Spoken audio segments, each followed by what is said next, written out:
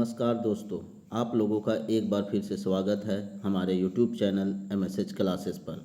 दोस्तों, जैसा कि आप लोगों को मालूम है कि MSH क्लासेस के द्वारा अभी नागपुरी का 100 क्वेश्चन का प्रैक्टिस सेट कराया जा रहा है, जो कि एग्ज़ाम ओरिएंटेड है।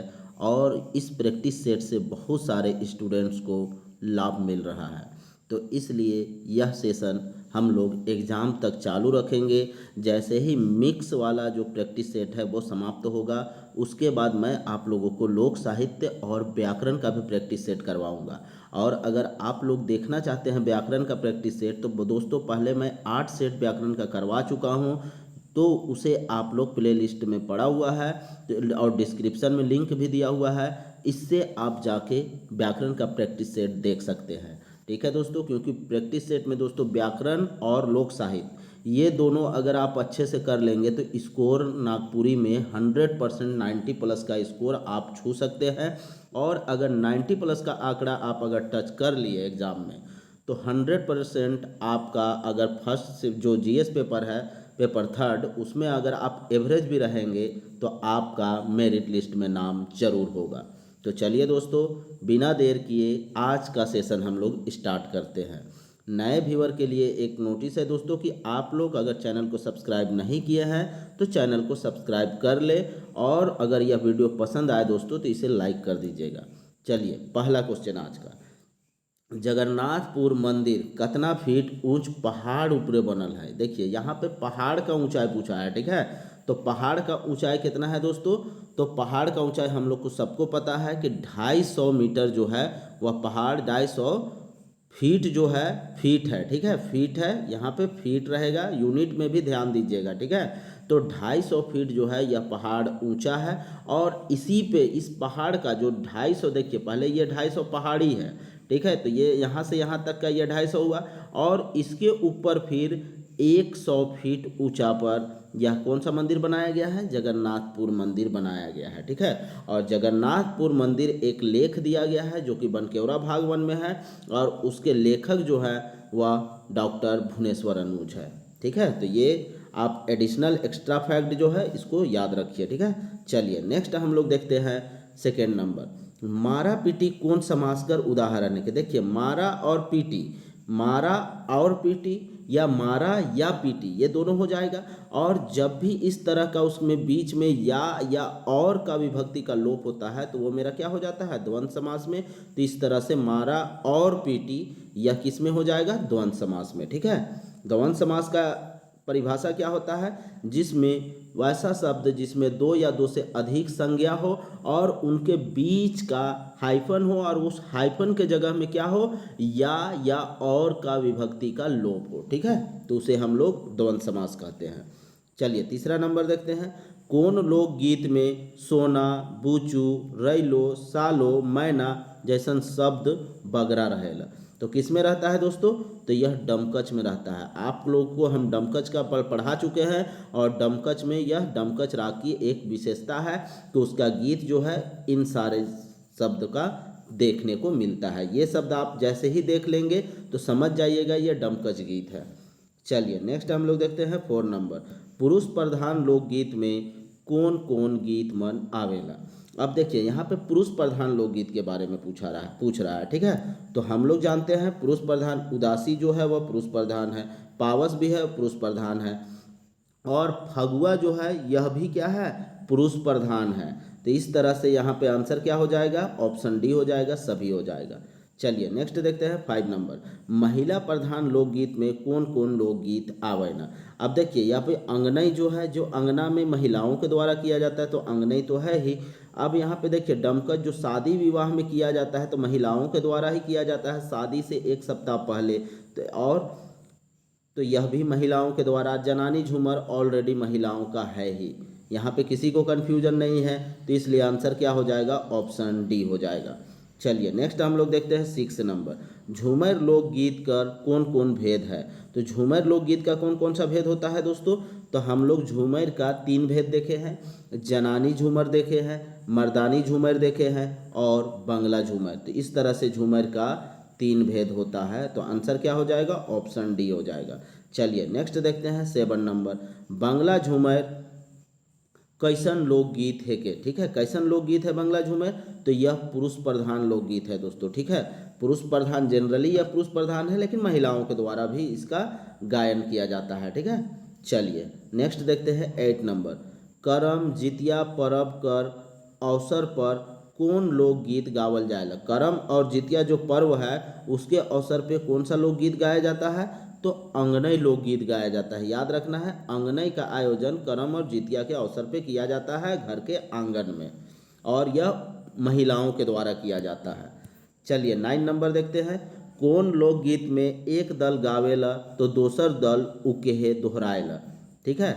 अब यहाँ पे कह रहा है एक दल जो है उसको गाता है और दूसरा दल उसको दोहराता है, तो कौन सा लोकगीत में होता है ऐसा, तो ये फगुआ में होता है, ठीक है, फगुआ में, याद रहेगा। चलिए नेक्स्ट हम लोग देखते हैं 10 नंबर। कौन लोकगीत में एक दल उलझल, ठीक है, उलझेल कठिन सवाल पूछेला तो दूसर दल उकर उत्तर गीत में देवेला। इकर में प्रतिद्वंदिता भी चलेला गीत कर माध्यम से, ठीक है। तो ऐसा किस में चलता है दोस्तों, तो यह फगुआ पुछारी में। फगुआ पुछारी में पहला दल एकदम उलझा हुआ गीत के माध्यम से सवाल करता है और दूसरा दल उसी सवाल का जवाब गीत के माध्यम से ही देता है, ठीक है। चलिए नेक्स्ट हम लोग देखते हैं 11 नंबर। कौन लोकगीत में कोमल स्वर वाला वाद्य यंत्र बजाल जाएगा। तो अब कौन सा में है दोस्तों, तो उदासी में, ठीक है। उदासी जो है, उदासी और पावस में कोमल वाद्य यंत्र की प्रधानता देखने को मिलती है। चलिए नेक्स्ट हम लोग देखते हैं 12 नंबर। कौन लोकगीत में 2 से अधिक दल स्त्री पुरुष रहे न और अपन हाथ एक दूसर कर कमर जगे धरे न। तो किसमें दोस्तों, तो यह डमकच में होता है, ठीक है। डमकच होता है जो शादी ब्याह के मौके पे गाया जाता है, उसी में यह देखने को आपको मिलेगा। चलिए नेक्स्ट देखते हैं 13 नंबर। गाय बैल चाहे पालतू पशु मनक पूजा कर के कौन लोकगीत गावल जाएगा। तो कौन सा लोकगीत है दोस्तों, देखिए गाय बैल से संबंधित लोकगीत पूछ रहा है, तो यह क्या हो जाएगा, सोहराई हो जाएगा, सबको पता है। चलिए 14 नंबर हम लोग देखते हैं। सोहराई लोकगीत कैसन लोकगीत है। सोहराई लोकगीत कैसा लोकगीत है दोस्तों, तो यह एक पुरुष प्रधान लोकगीत है, ठीक है, पुरुष प्रधान लोकगीत है। चलिए 15 देखते हैं हम लोग। आधा रात के पूरा जोश खरोश और उस स्वर में गावे वाला लोकगीत हीठे देवल में से कौन है के, ठीक है। अब देखिए उच्च स्वर का बात हुआ है, ठीक है, उच्च स्वर जिसमें जोश भरा हुआ हो तो वह कौन सा लोकगीत है दोस्तों, तो अधरतिया जनी झूमर है, ठीक है। अधरतिया बेरा पूरे जोश के साथ वह गीत गाया जाता है, ठीक है। चलिए नेक्स्ट हम लोग देखते हैं 16 नंबर। जगन्नाथपुर मंदिर लेख कर नागपुरी में अनुवाद के कर। देखिए जगन्नाथपुर मंदिर का लेख कवि कौन था दोस्तों, लेखक कौन था, हम लोग भुवनेश्वर अनुज देखे, ठीक है। लेकिन इसका हिंदी अनुवाद किसके द्वारा किया गया है, तो हिंदी अनुवाद, अगर हिंदी नहीं दोस्तों नागपुरी अनुवाद, ठीक है। नागपुर हिंदी में तो लिखा ही गया था, उसका नागपुरी में अनुवाद किसके द्वारा किया गया है, तो शशिकला मिश्र के द्वारा किया गया है, ठीक है। याद रखना है, शशिकला मिश्र के द्वारा इसका अनुवाद किया गया है।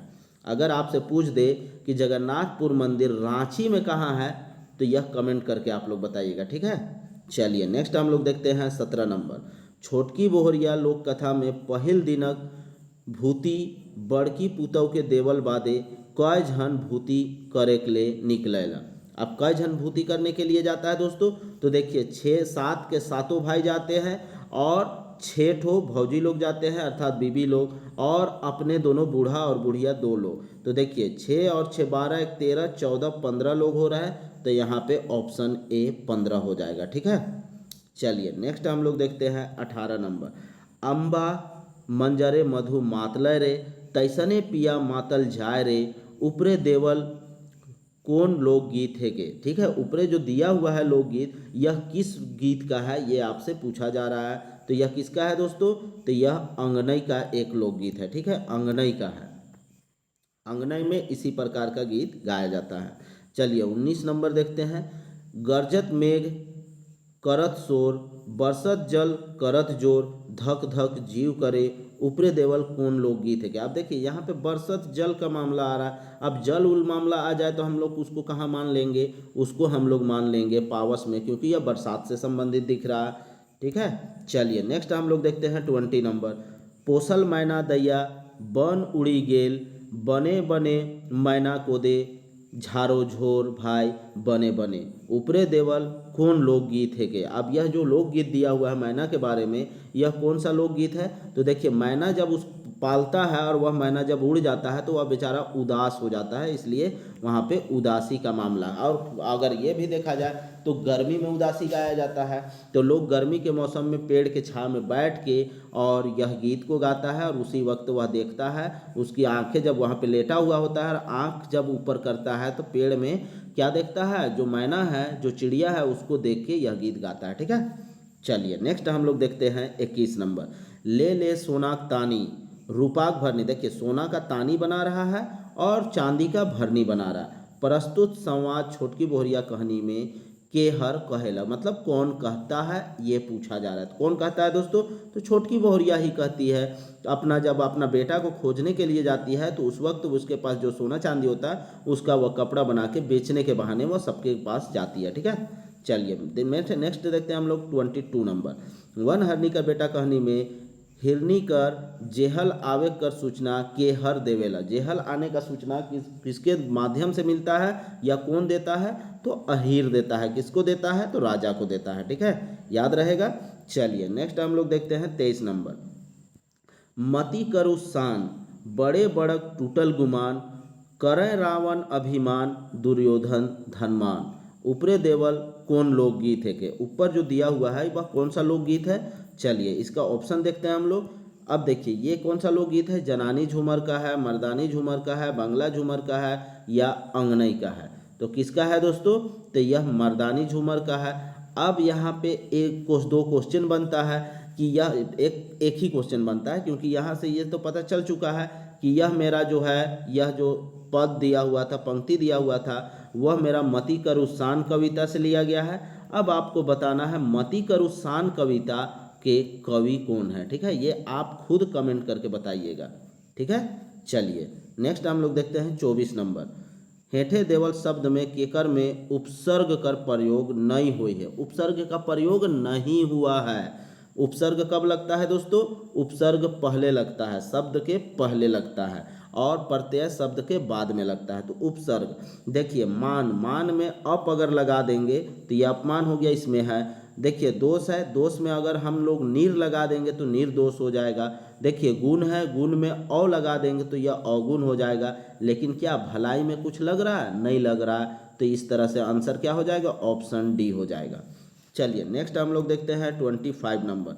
जोन शब्द से क्रिया कर विशेषता, क्रिया का विशेषता, ठीक है, संज्ञा और सर्वनाम की विशेषता नहीं, क्रिया की विशेषता का पता चले उसको हम लोग क्या कहेंगे? क्रिया विशेषण कहेंगे ना, क्योंकि क्रिया का विशेषता का पता चल रहा है, इसलिए यह क्रिया विशेषण हो जाएगा। चलिए नेक्स्ट देखते हैं 26 नंबर। थोड़े गुण शब्द परिमाणवाचक क्रिया कर कौन रूप है के। ठीक है, यह थोड़े गुण जो है वह परिमाणवाचक क्रिया का है, लेकिन यह परिमाणवाचक में किसके अंतर्गत आएगा? तो थोड़े गुण न्यूनता का, कमी का बोध करा रहा है ना, तो यह न्यूनता बोधक शब्द हो जाएगा। ठीक है, न्यूनता बोधक में आ जाएगा। चलिए नेक्स्ट देखते हैं हम लोग 27 नंबर। भीरेह शब्द कर अर्थ बताओ। ठीक है, भीरेह को हम लोग क्या कहेंगे? भीरेह शब्द का अर्थ क्या हो जाएगा दोस्तों? नजीका। ठीक है, नजदीक वाले को हम लोग क्या कहते हैं? भीरेह कहते हैं। ठीक है, भीरेह मतलब ऑप्शन बी जो हो जाएगा इसका सही उत्तर होगा। ठीक है, ऑप्शन बी नजीका। चलिए 28 नंबर देखते हैं।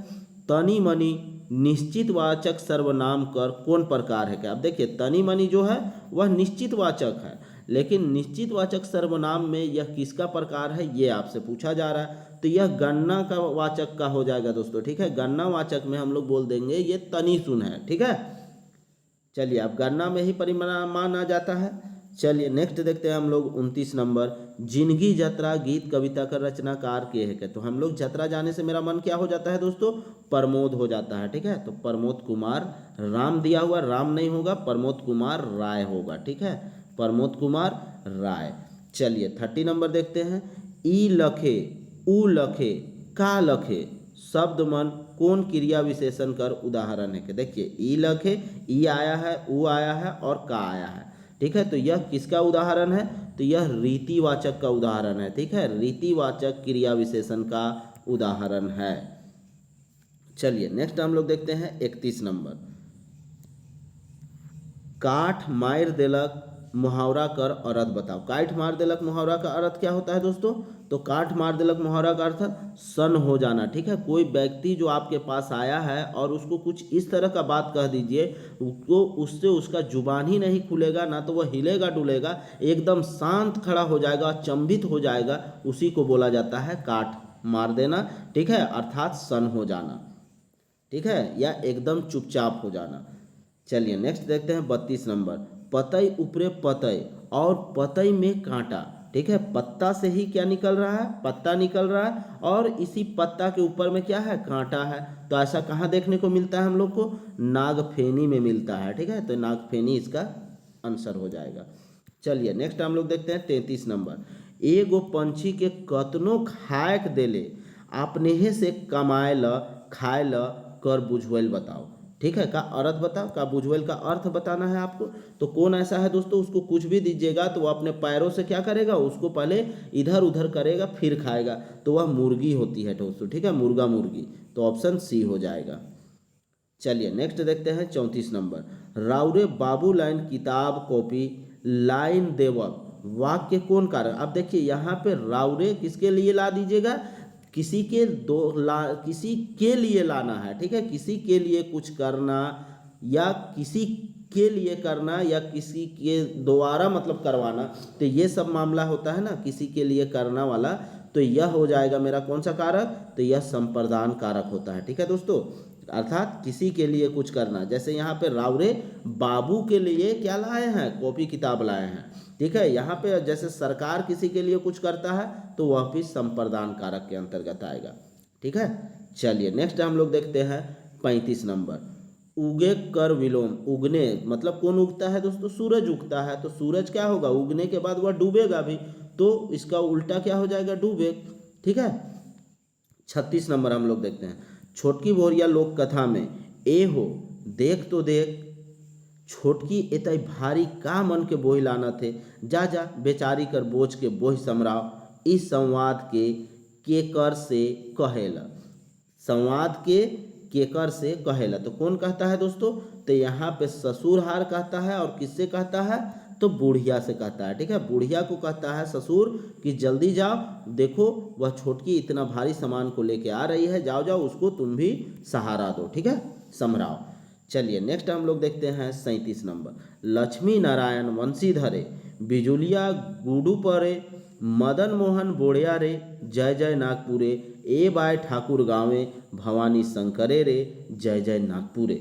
अब यहाँ पे देखिए नागपुर में क्या है, यहाँ पे अगर देखा जाए तो यह झारखंड वंदना कविता से लिया गया है, और जिसमें झारखंड वंदना मतलब क्या होता है? झारखंड का गुणगान करना। और झारखंड का गुणगान कैसे किया गया है? झारखंड में देखिए जो है, जैसे वंशीधरे है, ठीक है, मदन मोहन बोड़िया है, ठाकुर गांव में भवानी शंकर है, इस मामले से, इस माध्यम से इसका गुणगान किया जा रहा है। ठीक है, तो यहाँ पे पूछा जा रहा है कि यह ऊपरे देवल पंक्ति कौन शीर्षक पाठ से है? तो कौन से है दोस्तों? तो झारखंड वंदना कविता से लिया गया है।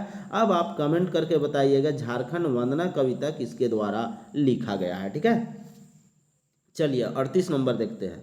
कौन नागवंशी राजा का शासन काल में तमाड़ विद्रोह हो रहे? देखिए ये जीएस में आपको काम करेगा। ठीक है, कि कौन नागवंशी राजा के समय में तमाड़ विद्रोह होता है?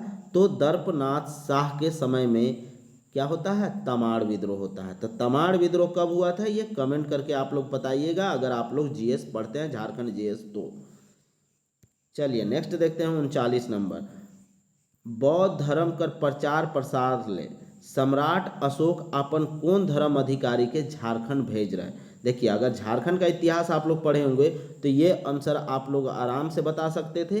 तो यहाँ पे रक्षित को झारखंड भेजा गया था। संघमित्रा को कहाँ भेजा गया था? श्रीलंका भेजा गया था दोस्तों। ठीक है, चलिए तो यहाँ पे आंसर हो जाएगा ऑप्शन सी। नेक्स्ट हम लोग देखते हैं 40 नंबर। 1857 का नायक पांडे गणपत राय के फांसी पर कब चढ़ाया गया? मतलब कि कब फांसी पे चढ़ाया गया, ये आपसे पूछा गया है। तो गणपत राय को कब चढ़ाया गया था दोस्तों?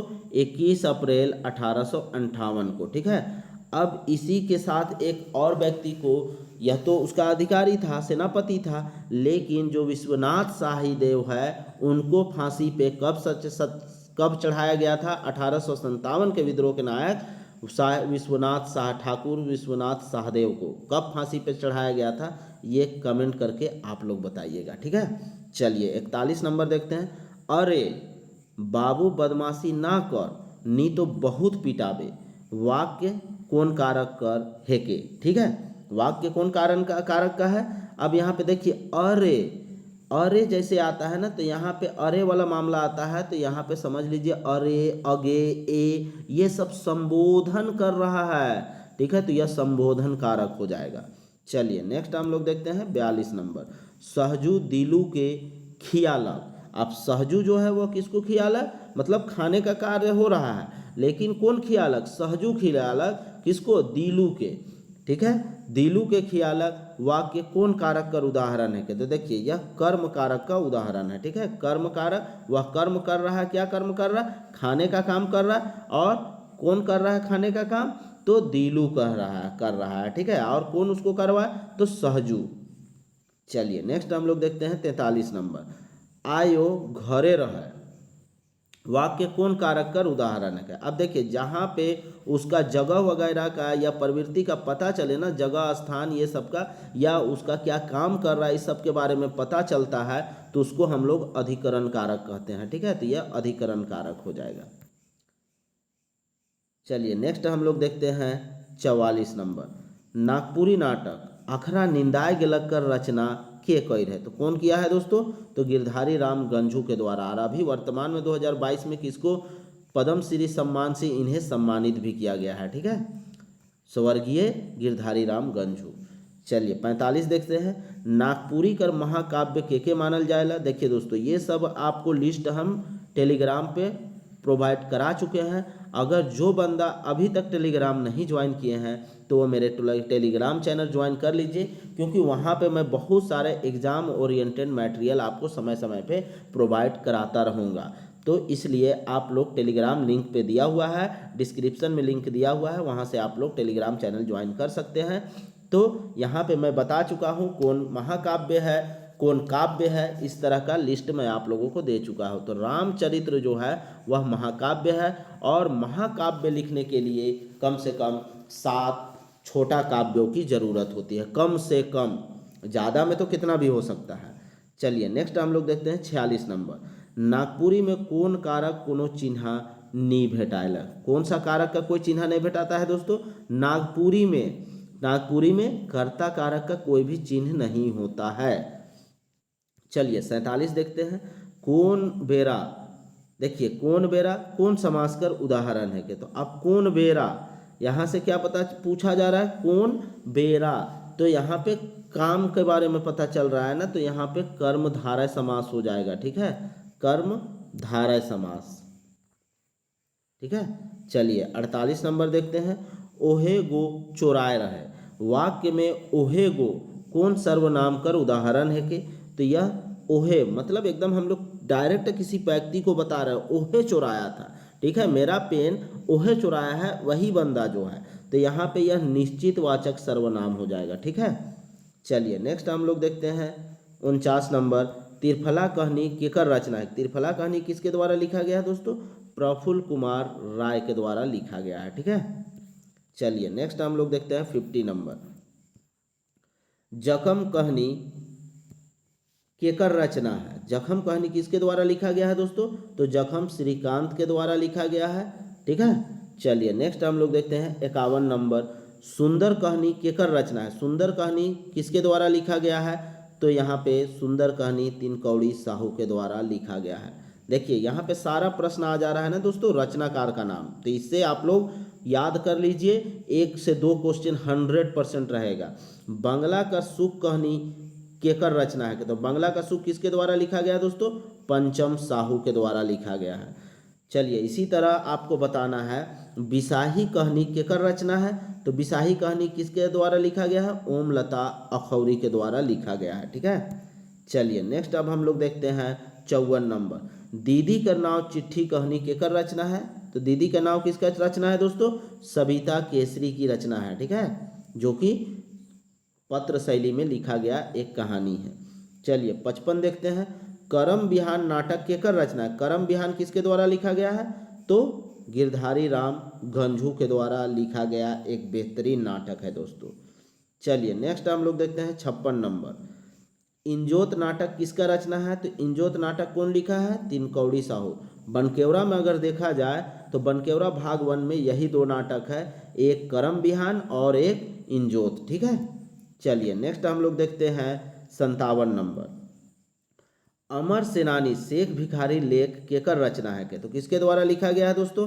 काली कुमार सुमन के द्वारा लिखा गया। अब यहाँ पे एक क्वेश्चन आप लोगों से पूछ रहे हैं, काली कुमार सुमन का कौन सा कविता बनकेवरा भाग 1 में संकलित है? उसका नाम आप लोग कमेंट करके बताइएगा। चलिए नेक्स्ट हम लोग देखते हैं 58 नंबर। प्रफुल्लदा एक नजर संस्मरण केकर रचना है के? प्रफुल्लदा एक नज़र संस्मरण किसके द्वारा लिखा गया है?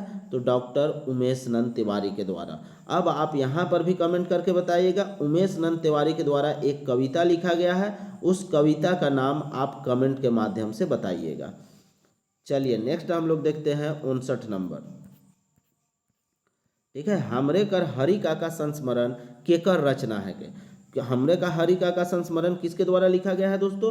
तो डॉक्टर सुरेश चंद्र राय के द्वारा लिखा गया है। ठीक है। हरि काका कैसा आदमी था, यह कमेंट करके आप लोग बताइएगा। चलिए नेक्स्ट हम लोग इसके बारे में चर्चा कर चुके हैं, फिर भी यह क्वेश्चन दोबारा आ गया है। जगन्नाथपुर मंदिर लेख केकर रचना है? तो किसका रचना है दोस्तों? तो डॉक्टर भुवनेश्वर अनुज का रचना है। अगर नागपुरी में अनुवाद कौन किया पूछ दे तो शशिकला, जो कि आगे आ चुका था। चलिए 61 नंबर हम लोग देखते हैं।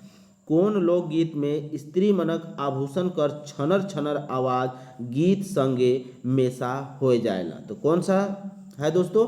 तो झुमटा में लड़कियों का जो आभूषण है वह गीत के साथ मिलके उसे बहुत ही मनोरम बना देता है। चलिए नेक्स्ट हम लोग देखते हैं 62 नंबर। श्री मदन मोहन मंदिर बोड़िया लेखक कर रचनाकार है कर, मतलब कौन सा लेखक का यह रचना है? तो कौन सा लेखक के द्वारा लिखा गया है दोस्तों? डॉक्टर सरयू महतो के द्वारा यह लिखा गया है। ठीक है। कौन सा? मदन मोहन मंदिर। अब आपको बताना है श्री मदन मोहन मंदिर कहाँ पे अवस्थित है? रांची ने, रांची में कहाँ है उस जगह का नाम आपको बताना है। ठीक है। चलिए नेक्स्ट हम लोग देखते हैं 63 नंबर।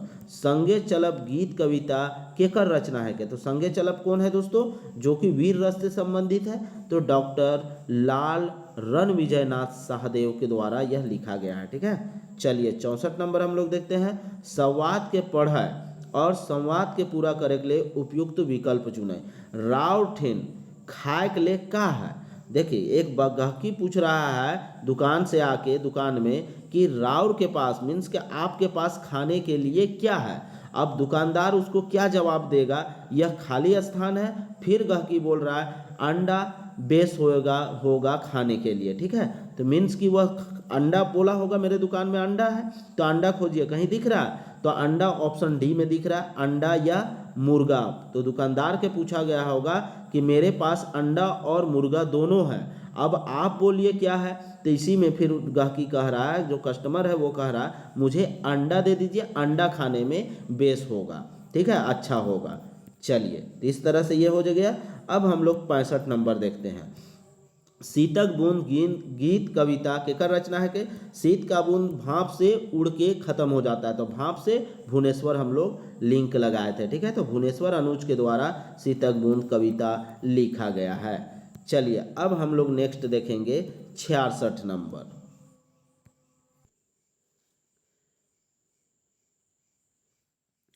बसंत गीत कविता केकर रचना है के? ठीक है, यहाँ पे के कर दीजिएगा, केकर रचना है के। तो बसंत गीत, देखिए बसंत का मौसम जब आता है ना दोस्तों, तो हर एक पेड़ में नई नई पत्तियाँ खिल जाती है। तो इसे से नईमुद्दीन मिर्ज़ा आप याद कर लीजिएगा। ठीक है। चलिए नेक्स्ट हम लोग देखते हैं 67 नंबर। अनमोल गीत कविता केकर रचना है क्या? अनमोल जो गीत कविता है वह किसके द्वारा लिखा गया है? तो ये आपसे पूछा गया है। तो अनमोल जो है वह धनेंद्र परवाही के द्वारा लिखा गया है। अब आपको बताना है कि अनमोल कविता किस राग में है, ये कमेंट करके आप लोग बताइएगा। चलिए नेक्स्ट हम लोग देखते हैं 68 नंबर। माटी गीत कविता केकर रचना है के? माटी जो है दोस्तों वह क्या होता है?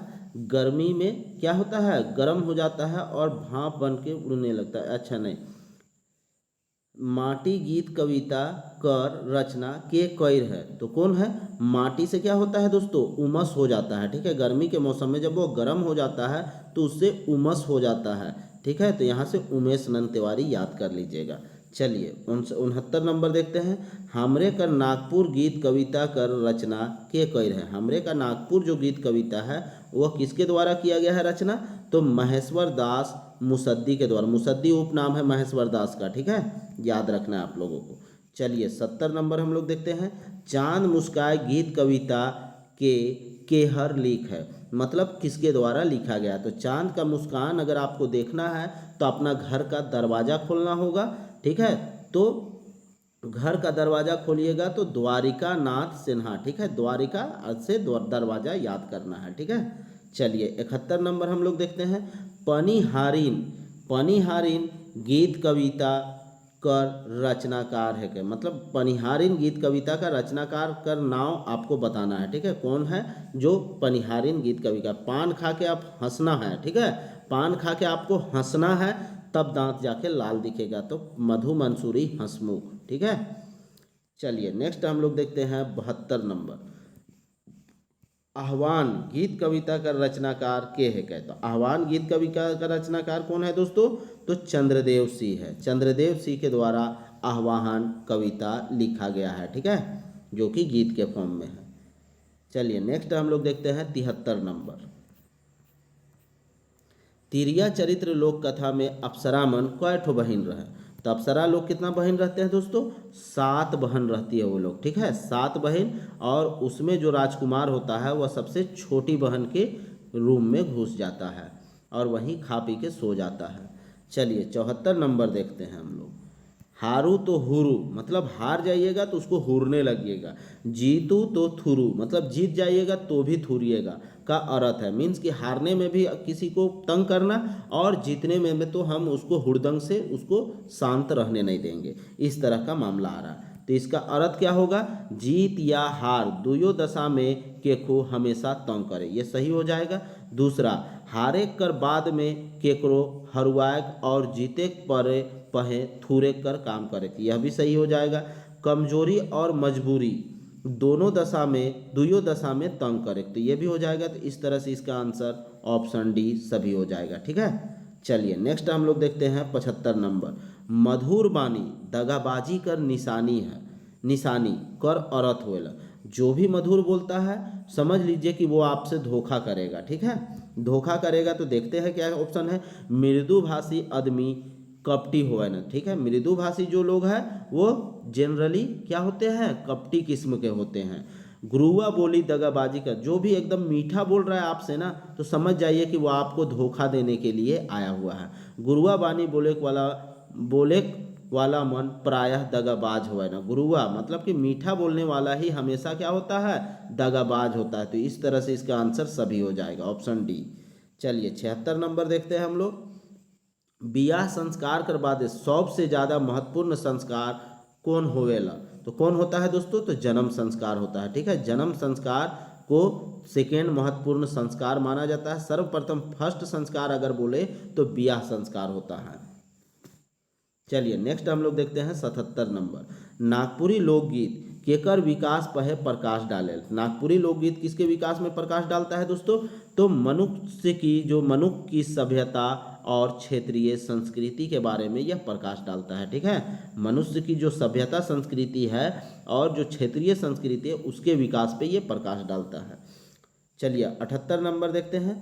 बथा गीत कविता का रचनाकार के है क्या, बथा गीत किसके द्वारा लिखा गया है, जो कि पर्यावरण से संबंधित है, डॉक्टर शकुंतला मिश्र के द्वारा लिखी गई है। चलिए नेक्स्ट देखते हैं 79 नंबर। ओढ़ले दुसाला डर बिचे मोतीमाला जीवन निहारी मधु जीवन निहारी सुनसान मन के नगरी देखब नैना भरी भरी। ऊपरे देवल गीत पंक्ति कर रचना के कह है, तो मतलब कि किसके द्वारा यह रचना किया गया है ये आपसे पूछा गया है। तो अगर इसका पहले तो ये किस कविता से लिया गया है वो जानना पड़ेगा। तो कौन कविता से लिया गया है दोस्तों, तो यह पनिहारिन कविता से लिया गया है। ठीक है, कौन कविता से, पनी हारिन कविता से यह लिया गया है। और पनी हारिन कविता हम लोग को क्या जाना है, यहाँ देखिए पनी से पान दिख रहा है और पान से हंसना दिखता है, तो मधु मंसूरी हंसमुख, ठीक है, याद रखना है आप लोगों को। चलिए 80 नंबर हम लोग देखते हैं। माय कर दुलार बाबू देले बिसराय रे, ईसन कसट सही 9 मास पेटे बोही, तोके जन्म देलक कतई दुख पाए रे, माय कर दुलार बाबू देले बिसराय रे। ऊपरे देवल पंक्ति कौन राग करे के। अब देखिए माँ का दुलार जो है यह माँ के दुलार से लिया गया है, और माँ के दुलार कविता का कवि कौन है, तो माँ का दुलार सबसे मनोहर होता है, तो मनोहर महंती के द्वारा लिखा गया है। और यह किस राग में पूछा है, ठीक है, यह पंक्ति जो है या यह कविता जो है किस राग में है, तो बंगला रंग राग में यह कविता लिखा गया है, ठीक है, बंगला रंग में।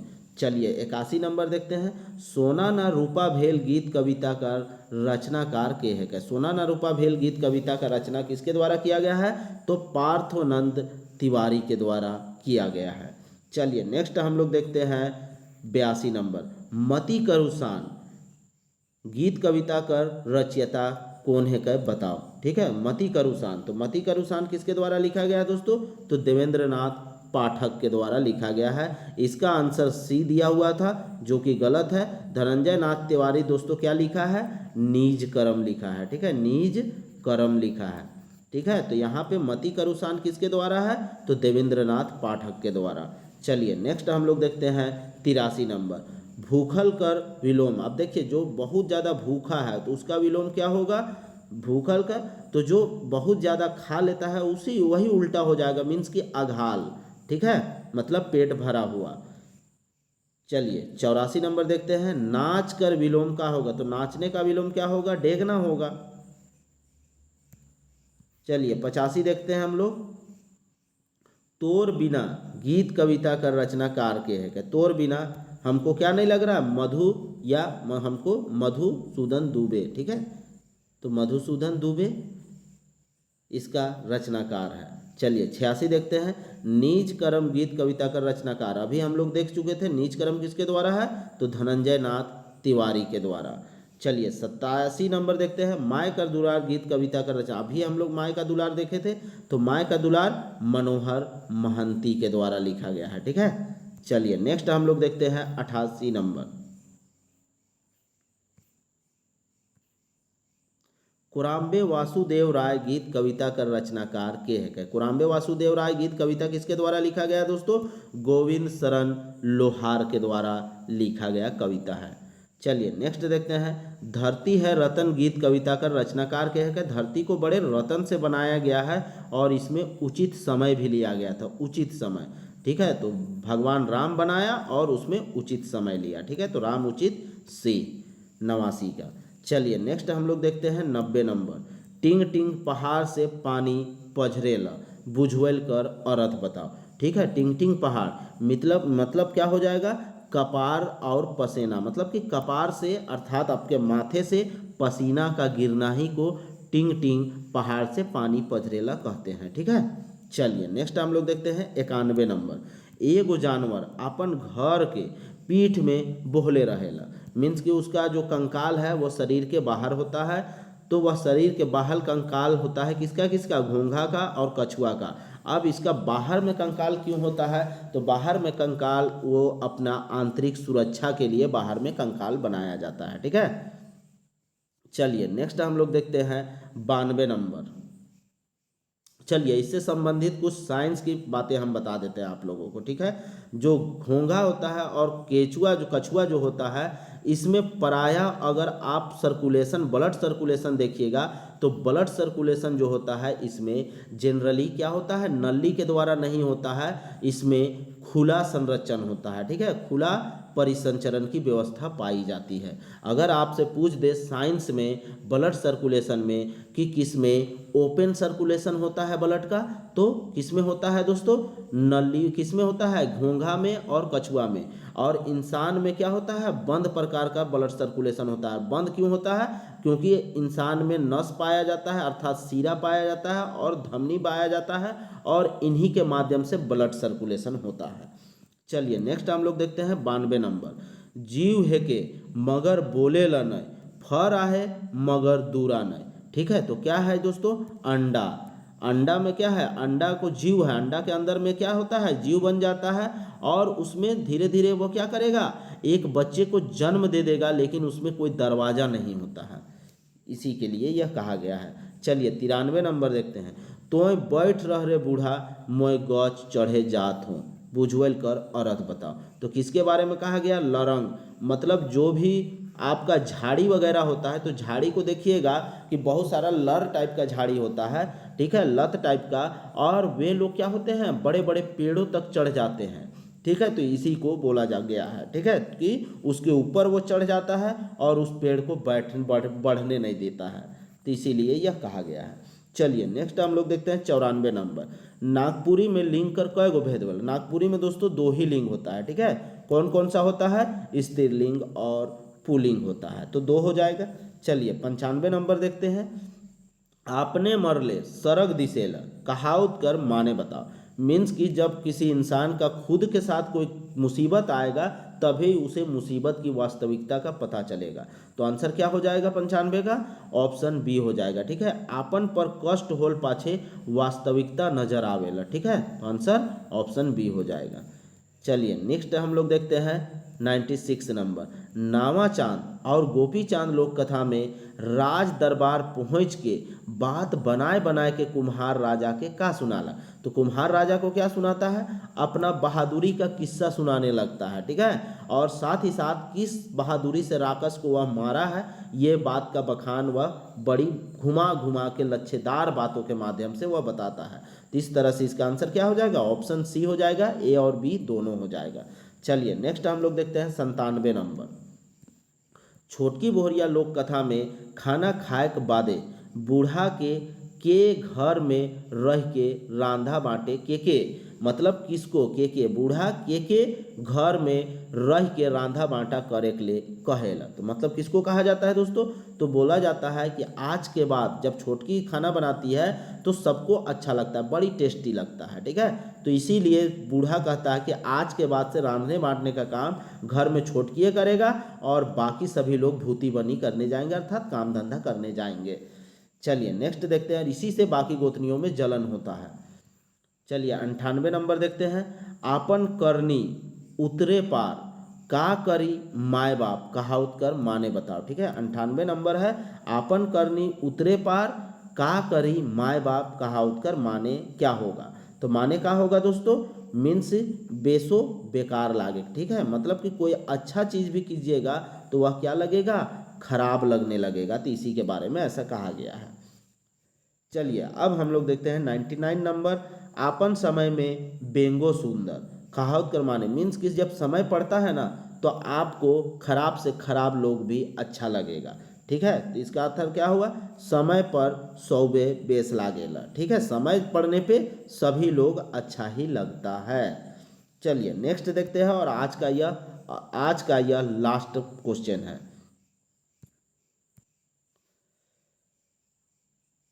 अब मोय बाढ़ गेलो मोके कतना दूध पियात रहबे, मगर मोय का कह के भीख मांगू। देवल संवाद कौन लोक कथा से लेवल गेला। तो कौन लोक कथा से है दोस्तों, वन हिरनी का बेटा। ठीक है, क्योंकि हिरनी जो होती है एक बेटा छुआ को जन्म देती है, और बेटा छुआ को वह कितना दूध पिला पिला के बाढ़ेगी, इसलिए वह बेटा कहता है कि मैं तो आज के बाद से आप भीख मांगने जाऊंगा, लेकिन आखिर क्या कह के मैं भीख मांगूंगा। तो यह छोटकी किससे लिया गया है, वन हिरनी की बेटा से। तो इस तरह से आज का यह प्रैक्टिस सेशन आपका समाप्त होता है। अब आप लोग कमेंट के माध्यम से बताइए कि यह वीडियो लेक्चर आपको कैसा लगा। अगर वीडियो लेक्चर आपको पसंद आया ना दोस्तों, तो इसे लाइक कर दीजिएगा और अपने फ्रेंड सर्कल में इसे क्या कीजिएगा, शेयर भी कर दीजिएगा। ठीक है, तो दोस्तों एमएसएच क्लासेस के द्वारा नेक्स्ट मंथ से मीन्स के सितंबर के फर्स्ट वीक से टेस्ट सीरीज शुरू किया जाएगा। अभी शुरू करना था, लेकिन एग्ज़ाम एक्सटेंड होने के कारण से कुछ डिले किया जा रहा है, और सितंबर में फर्स्ट वीक से आपका टेस्ट सीरीज शुरू हो जाएगा। उसके लिए आप लोग रजिस्ट्रेशन करा सकते हैं। फर्स्ट 20 स्टूडेंट के लिए 120 रुपया रखा गया है। कितने टेस्ट के लिए, 10 टेस्ट के लिए। और फिर अगर 20 स्टूडेंट के बाद में अगर आप लीजिएगा तो आपका 150 रुपीज़ लगेगा। तो इसलिए आप लोग जल्द से जल्द रजिस्ट्रेशन करा लें और उस फर्स्ट 20 स्टूडेंट में अपना नाम दर्ज करा लें। ठीक है दोस्तों, तो चलिए वीडियो में अंत तक बने रहने के लिए आप लोगों का तहे दिल से धन्यवाद। जय झारखंड, जोहार।